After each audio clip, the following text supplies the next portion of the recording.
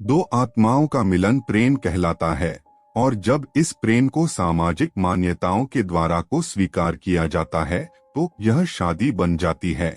शादी यानी विवाह एक अटूट रिश्ता है। जीते जी लोग इसे निभाते हैं, लेकिन कुछ ऐसे भी जोड़े हैं जो मरने के बाद भी अपने जीवन साथी का साथ नहीं छोड़ते और ऐसी ही घटना से प्रेरित होकर एक डरावनी कहानी भूत की पत्नी आपके लिए प्रस्तुत किया गया है। मुझे आशा है कि यह कहानी आपको जरूर पसंद आएगी। सुनीता बड़ी हो चुकी थी और अब उसके माता पिता को उसकी शादी की चिंता हो रही थी। हालांकि सुनीता बहुत अच्छी लड़की थी जिसके लिए कई अच्छे लड़कों के रिश्ते आ रहे थे, जिनको लेकर सुनीता के परिवार में विचार विमर्श चलता रहता था। एक दिन सुनीता की मौसी एक अच्छे लड़के का रिश्ता लेकर आती है। लड़की की फोटो बहुत ही सुंदर थी, जिसे देखते ही सुनीता के माता पिता मोहित हो जाते हैं और वह तय कर लेते हैं कि इसी लड़के से सुनीता की शादी करेंगे।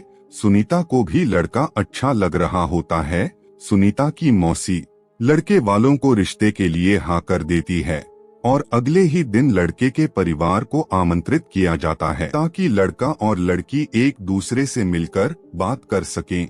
अगले दिन जैसे ही लड़के वाले आते हैं, सुनीता की नजर लड़के पर पड़ती है और वह पहली ही नजर में उसे अपना दिल दे बैठती है।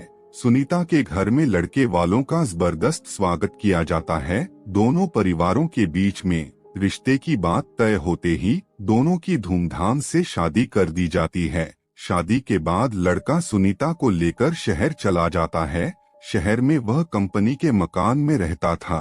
दोनों की शादीशुदा जिंदगी खुशनुमा चलने लगती है। सुनीता अपने पति को बहुत प्यार करने लगी थी। ऐसा लग रहा था मानो सुनीता को 7 जन्म की खुशियां एक ही जन्म में मिल गई हो। एक दिन सुनीता और उसका पति फिल्म देखने थिएटर जाते हैं। दोनों पूरा दिन खूब मजा करते हैं, लेकिन जैसे ही वह वापस लौट रहे होते हैं, अचानक एक कार सुनीता के पति को जोरदार टक्कर मार के चली जाती है। वह तुरंत अपने पति को उठाती है और उससे पूछती है कि आपको कहीं चोट तो नहीं लगी। सुनीता का पति मुस्कुराते हुए सुनीता के साथ चलने लगता है। सुनीता अपने पति के साथ घर आ जाती है। रात हो चुकी थी और दोनों बाहर से खाना पीना खा करके आए थे।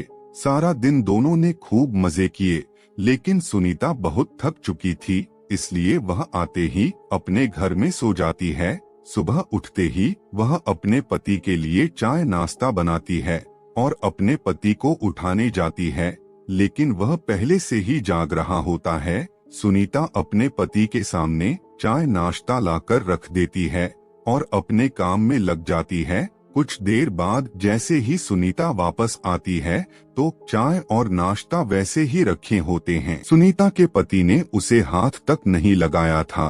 वह अपने पति से बोलती है, यदि आपको चाय नहीं पीनी थी तो आप मना कर देते, बर्बाद क्यों करवा दिया। सुनीता का पति कहता है, कोई बात नहीं, मेरे लिए खाना मत बनाना, आज मेरा मूड नहीं है। सुनीता का पति तैयार होकर अपने ऑफिस के लिए निकल जाता है। सारा दिन सुनीता अपने घर में काम करती और अपने पति का इंतजार करती रहती। 2 दिन गुजरते ही सुनीता के घर के दरवाजे पर कोई आवाज लगाता है। सुनीता दरवाजा खोलती है। सामने उसी कंपनी का चौकीदार खड़ा होता है जिसमें सुनीता का पति काम करता है। चौकीदार सुनीता से पूछता है, मैडम 2 दिनों से सर ऑफिस नहीं आए हैं, उनकी तबीयत खराब है क्या? मुझे मैनेजर साहब ने भेजा है। सुनीता को आश्चर्य होता है क्योंकि उसका पति तो रोज तैयार होकर ऑफिस के लिए निकल जाता था, फिर वह ऑफिस कैसे नहीं पहुंचा। चौकीदार के जाते ही सुनीता अपने पति के घर लौटने का इंतजार करने लगती है। शाम को सुनीता के पति घर आता है। वह उनसे पूछती है, आप ऑफिस के बहाने से कहाँ जाते हैं? सुनीता का पति उसे यहाँ वहाँ की बातों में घुमाकर अपने कमरे में चला जाता है। अगली सुबह सुनीता अपने घर के दरवाजे पर दूध ले रही होती है। तभी चौकीदार फिर से आ जाता है और कहता है, क्या साहब अभी तक नहीं आए? सुनीता कहती है, वह तो अंदर बैठे हैं, जाओ मिल लो। चौकीदार घर के अंदर पहुंच जाता है। वह चारों तरफ देखता है, उसे कुछ नजर नहीं आता। पीछे से सुनीता दूध लेकर आ जाती है। चौकीदार सुनीता से कहता है, कहाँ हैं साहब? सुनीता कहती है, अंधे हो गए हो क्या? तुम्हारे सामने ही तो बैठे हैं। लेकिन चौकीदार को सुनीता पागल लग रही थी, क्योंकि सामने कोई नहीं बैठा था। दरअसल उस रात जो कार एक्सीडेंट हुआ था, उसमें सुनीता के पति की जान जा चुकी थी। चौकीदार सुनीता से दोबारा कहता है, मैडम वहाँ कोई नहीं बैठा है। लेकिन सुनीता चौकीदार को चिल्लाते हुए अपने पति को जाकर पकड़ लेती है और कहती है, यह देखो इतना बड़ा इंसान तुम्हें नजर नहीं आ रहा। सुनीता के साथ कोई दिखाई नहीं दे रहा था। चौकीदार वापस लौट जाता है और कंपनी में जाकर सारी बात कह देता है। जब कई दिनों तक सुनीता का पति काम पर नहीं आता तो कंपनी की तरफ से दिया हुआ कमरा खाली करने के लिए नोटिस भेजा जाता है। सुनीता नोटिस पढ़ते ही चिंतित हो जाती है और अपने पति से कहती है, आप कंपनी में काम कर रहे हैं, फिर क्यों हमें इस घर से निकलना होगा? सुनीता का पति भूत बन चुका था, लेकिन सुनीता उसे साधारण समझ रही थी। उसी शहर में एक पुराना घर था जो कई सालों से बंद पड़ा था और वहाँ कई भूतिया परी रहती थी। सुनीता का पति उसे उसी घर में चलने को कहता है। सुनीता अपने पति की बातों में आ जाती है और उसके साथ जाकर वहीं रहने लगती है। सुनीता ने इंसानों से रिश्ता खत्म कर दिया था और अपने पति के साथ भूतिया दुनिया में ही जीना सीख गई थी। दरअसल सुनीता अपने पति की बातों से पूरी तरह संतुष्ट हो चुकी थी। सुनीता को इस भूतिया घर में ही धीरे धीरे डर का एहसास होने लगता है। वह अपने पति के अंदर बदलाव देख रही थी, लेकिन वह अपने पति के प्यार में इतनी दीवानी थी कि उसे एहसास ही नहीं था कि वह भूत की पत्नी बन चुकी थी। कुछ दिनों बाद सुनीता के सास ससुर शहर आते हैं। सुनीता अपने पति से कहती है, मम्मी पापा का फोन आया था, वह 2 घंटे में स्टेशन पहुंच जाएंगे, उन्हें जाकर ले आओ। सुनीता का पति उससे बाहर जाने का बहाना कर देता है और उसी को स्टेशन जाने को कहता है। सुनीता अपने सास ससुर को स्टेशन से जाकर ले आती है। सास ससुर आते ही अपने बेटे यानी सुनीता के पति के बारे में पूछते हैं। सुनीता कहती है, वह अभी किसी काम से बाहर गए हैं, कुछ देर में आ जाएंगे। सुनीता अपने सास ससुर के आने से बहुत खुश थी। वह उनके खाने की सारी तैयारियां करने लग जाती है। लेकिन शाम होने के बाद भी जब सुनीता का पति घर नहीं आता तो सभी चिंतित हो जाते हैं। सुनीता के पति का फोन घर में ही रखा रहता था, इसलिए वह उससे संपर्क नहीं कर पा रही थी।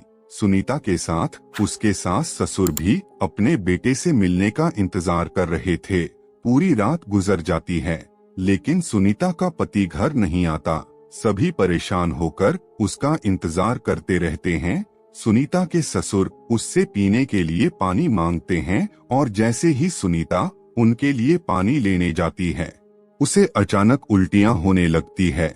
सुनीता को उल्टी करता देख उसकी सास उसके पास आकर उसका हाल चाल पता करती है। बुजुर्गों का अनुभव विज्ञान से भी अधिक माना जाता है, इसलिए सुनीता की सास उसे तुरंत बता देती है, लगता है तुम माँ बनने वाली हो बेटी। सुनीता माँ बनने की बात सुनते ही मुस्कुराने लगती है। सुनीता यह बात अपने पति को बताने के लिए उतावली हो रही थी, लेकिन उसके इंतजार की घड़ियां बढ़ती जा रही थी। देखते ही देखते 5 दिन गुजार चुके थे, लेकिन सुनीता के पति का कुछ पता नहीं चल रहा था।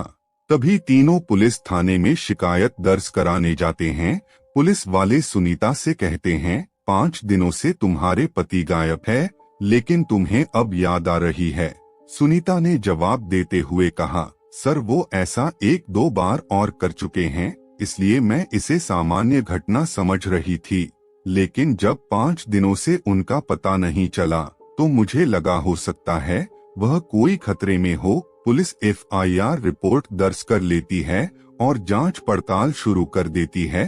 पुलिस की तहकीकात शुरू हो चुकी थी और 2 दिनों में ही पुलिस को सुनीता के पति की सच्चाई पता चल जाती है और पुलिस वालों की बात सुनते ही सुनीता और उसके सास ससुर के पैरों तले जमीन खिसक जाती है। पुलिस के अधिकारी कहते हैं कि आपके पति तो 3 महीने पहले ही कार दुर्घटना में मर चुके हैं और लावारिस समझकर उनका अंतिम संस्कार भी नगर निगम के द्वारा कराया गया था, जिसकी रिपोर्ट सरकारी अस्पताल में मौजूद है। फिर आप कैसे कह रही हैं कि वह 5 दिनों से लापता है? लेकिन सुनीता यह बात मानने को तैयार ही नहीं थी, क्योंकि वह अपने पति के साथ 3 महीनों से दाम्पत्य जीवन गुजार रही थी और उसी के चलते वह गर्भवती भी हो चुकी थी। सुनीता पुलिस से अपने बच्चे का जिक्र करती है। जैसे ही पुलिस को यह बात पता चलती है कि उस मरे हुए इंसान का बच्चा सुनीता के गर्भ में है, तो वह सुनीता से कहते हैं, आप बच्चे का चेकअप करवा दीजिए, उसके डीएनए रिकॉर्ड से हमें पता चल जाएगा कि यह बच्चा आपके पति का है और उनके मरने के बाद यह आपके गर्भ में आया है, तभी आपकी बात पर सभी को भरोसा होगा। पुलिस वालों को सुनीता के चरित्र पर शक था, इसलिए वह इस परीक्षण की मांग कर रहे थे। सुनीता को सरकारी अस्पताल लाया जाता है और वहां बच्चे का परीक्षण किया जाता है और जैसे डॉक्टरों के पास बच्चे की रिपोर्ट आती है तो उनके पसीने छूट जाते हैं, क्योंकि बच्चा साधारण नहीं था। वह 2 महीने का था, लेकिन उसका विकास 8 महीने के बच्चे के बराबर हो चुका था और अगले ही महीने वह जन्म लेने वाला था। डॉक्टरों के लिए अपने आप में यह ऐतिहासिक बात थी कि 4 महीने में कैसे कोई बच्चा जन्म ले सकता है। डॉक्टर सुनीता के हालात के बारे में विचार कर ही रहे होते हैं कि अचानक सुनीता के पेट में दर्द बढ़ने लगता है। डॉक्टर सुनीता के इतने जल्दी बिगड़ते हुए हालातों को समझ नहीं पा रहे थे।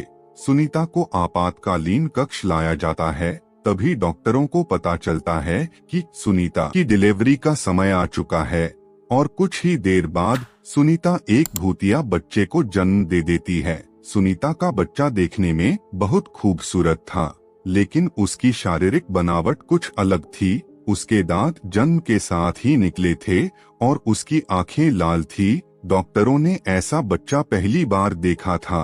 डॉक्टर उसका शारीरिक परीक्षण करते हैं। बच्चे के शरीर के अंदर सभी अंग सामान्य इंसानों की तरह ही थे।